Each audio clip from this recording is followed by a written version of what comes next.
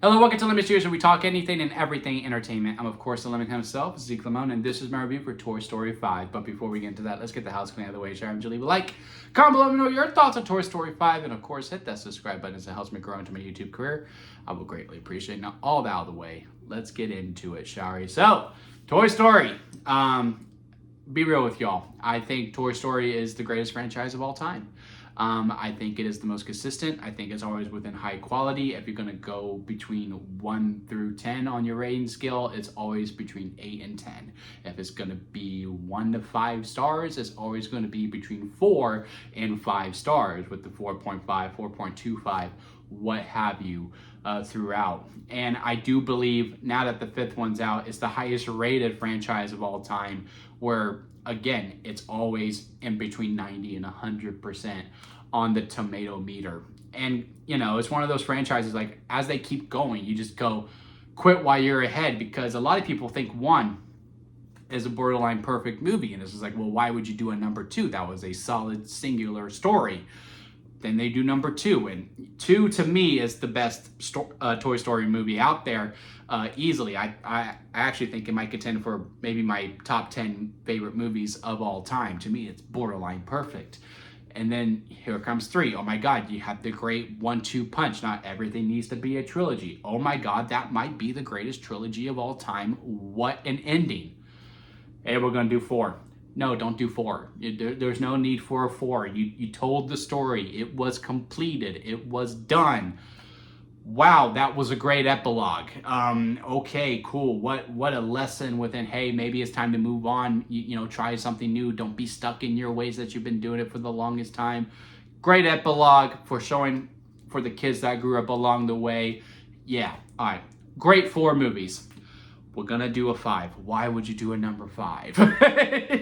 And here we are, and I am happy to report that it sticks the landing.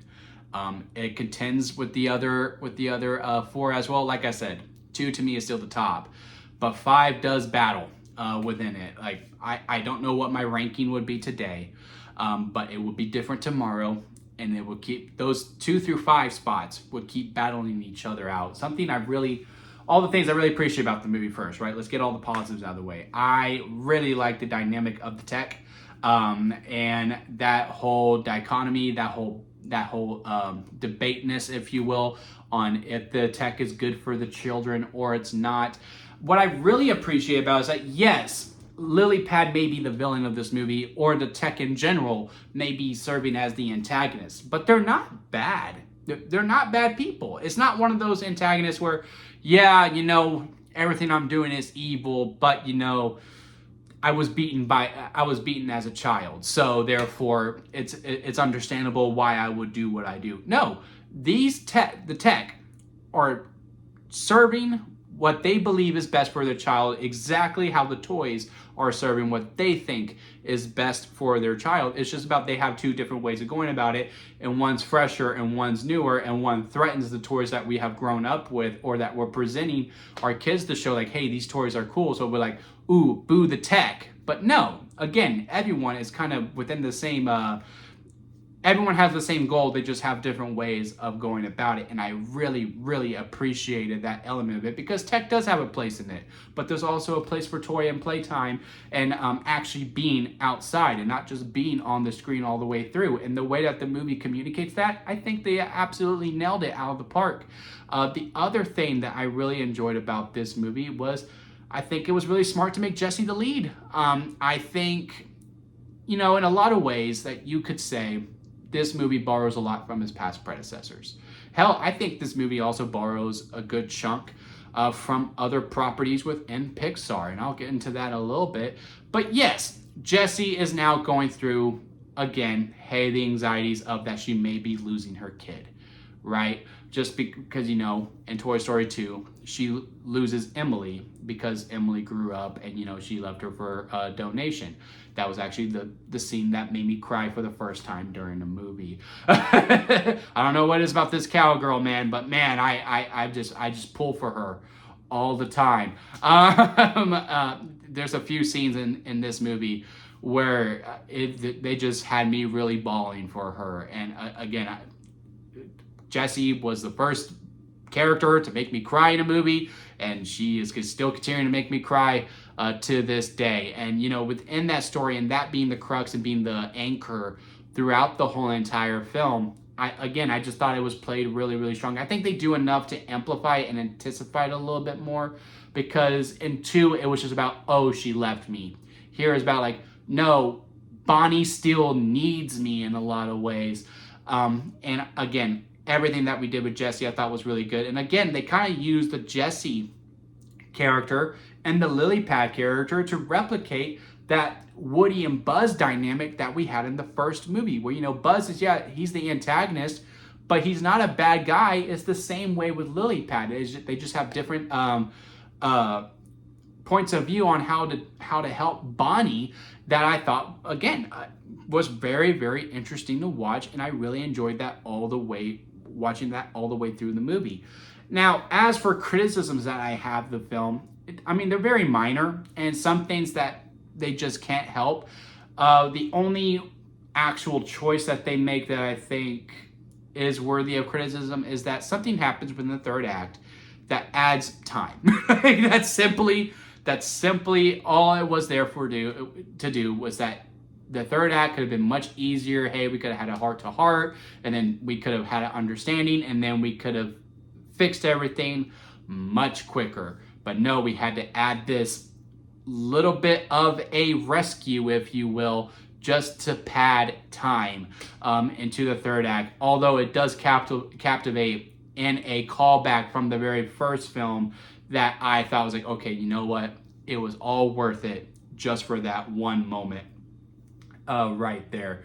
There's also a subplot with some Buzz Lightyears that, granted, very interesting to watch all the way through, and I thought, in a way, kind of shot like a nature documentary in a lot of ways, where you're just kind of watching their observations, because I don't know what it is about the Buzz Lightyear toy, but every time when they first wake up, they think they are the real Buzz Lightyear. They're the only inanimate object that comes to life that is not aware that they are a toy first. And so watching them go on this journey without having anyone tell them, hey, you are a toy, was very interesting to watch. But I do think it took a little bit too long for it to get intertwined within the main storyline for me personally. The other thing that I would have liked to see a little bit more is more Woody and Buzz, our Buzz, not the subplot Buzz over to the side, which again, it literally is just to the side until it does get intertwined. But our Woody and Buzz together, and, you know, this whole subplot that they're having of, hey, I'm the deputy. No, I'm the deputy. I'm the number 2.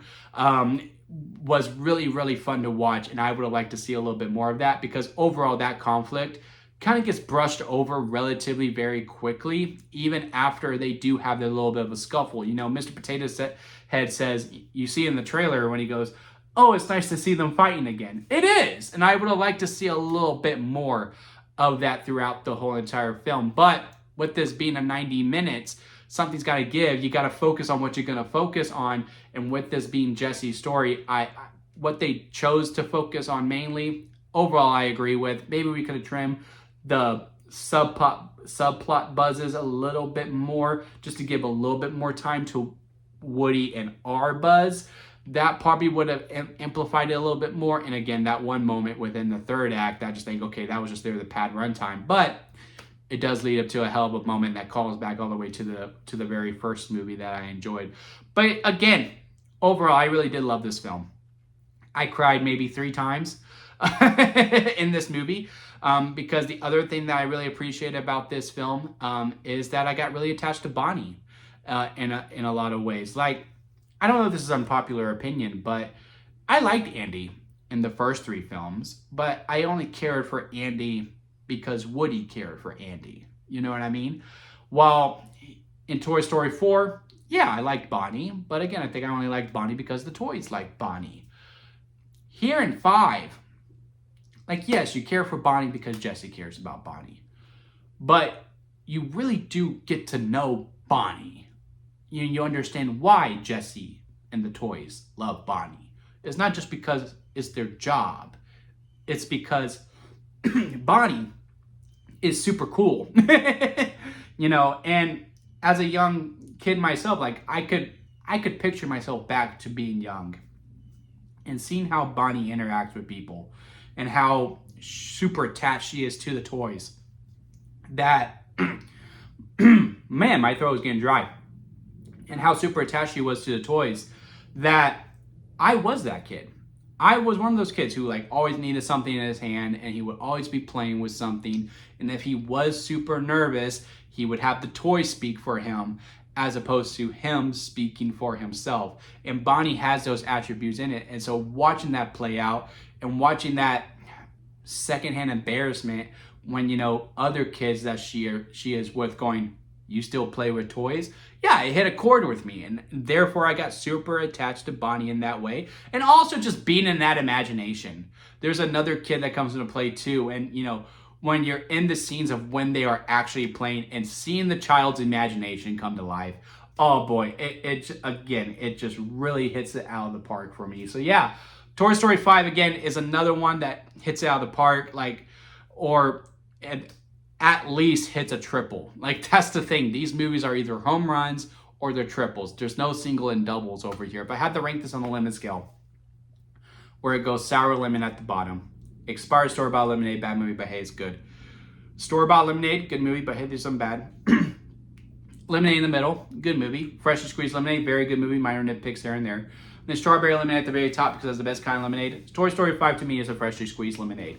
Like I said, if it wasn't for that third act moment, I'd probably do give it the strawberry, which would have been the first movie of this year to get that. Still, man, we are well deep into June. I have yet to give a strawberry lemonade out. It's the longest I've ever gone. I don't know what that says about me. But yeah, I did love the film. I really enjoyed it, and I didn't mind that it borrowed stuff from previous films or borrowed from a previous film from another property. Like I said, everything we did with Bonnie really reminded me of everything that we did with Riley and Inside Out, and especially with an Inside Out 2. Again, I think you should head out to the theaters to go see it. I think your kids are going to enjoy it, and I think your kids will pretty much lock into the film as well. When I went, I always try to go late for these movies because I understand how kids are, but I would like to watch the movie without the kids running around and you know, screaming and, you know, hooting and hollering. I understand it, but I try to avoid it. This one, big kid energy throughout the whole entire crowd. They showed like the Minions trailer 3 times, and every time the Minions came up, the kids were like, let's go! Like, they were like super amped up, but I was sitting there going, oh man, it's gonna be a long 90 minutes. But once that movie started, boy, they locked in.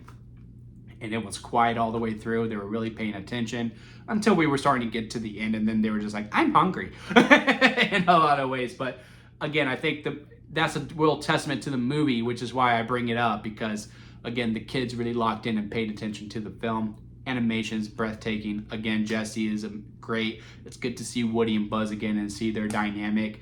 I loved it. It's probably my 4th favorite movie of the year so far. But yeah, those are my thoughts of Toy Story 5. Comment below and let me know your thoughts on it. If you had a chance to see it, leave a like. If you made it this far within a review, I do greatly appreciate it. Hit that subscribe button as I am trying to grow into my YouTube career. And until next time, I'll see you all here at Lemon Studios.